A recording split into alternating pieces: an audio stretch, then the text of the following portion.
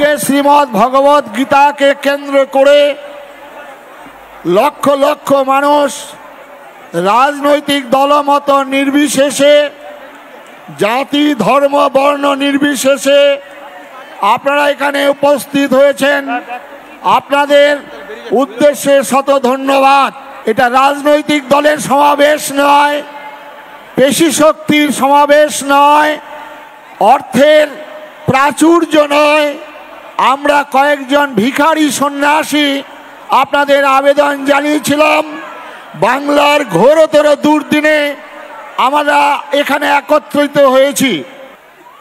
আজকে বাংলার এই দুর্দিনে আমরা সমস্ত সাধু সন্ন্যাসী, আমরা শাক্ত বৈষ্ণব, আমরা শৈব, সমস্ত সন্ন্যাসীরা আমরা একত্রিত হয়েছি।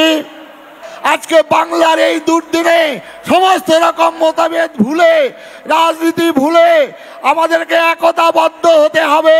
তাই একতাবদ্ধের আহ্বান শ্রীমদ্ ভগবত গীতার মধ্য দিয়ে আমরা জানিয়েছি। অন্যায়ের বিরুদ্ধে ন্যায়কে প্রতিষ্ঠা করা, অসত্যের বিরুদ্ধে সত্যকে প্রতিষ্ঠা করা, অধর্মের বিরুদ্ধে ধর্মকে প্রতিষ্ঠা করা। অর্জুন, অস্ত্র হাতে নাও, যুদ্ধ করো।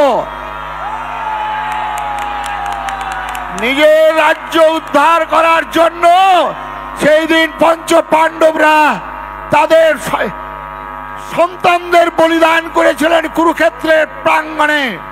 আজকে আমাদের গীতার মন্ত্রে শপথ গ্রহণ করে সেই লড়াইয়ের ময়দানে আমাদের উপস্থিত হতে হবে। যারা পূর্ববঙ্গ থেকে পালিয়ে এসেছিলেন শিয়াল কুকুরের মতো, তাদের পূর্ববঙ্গের মানুষগুলোকে বলবো, আপনারা আপনাদের সন্তানদের বলুন, ওরে জেগে ওঠ, ওরে জেগে ওঠ, তোর পূর্বপুরুষের সেই রাজ্যটাকে ছিনিয়ে নেওয়ার জন্য এক হাতে অস্ত্র, এক হাতে শাস্ত্র, এক হাতে অস্ত্র, এক হাতে শাস্ত্র। আমাদের দেবী দুর্গা, মা কালী, ওই রামচন্দ্র, দেবাদিদেব মহাদেব, সবার হাতে এই অস্ত্র।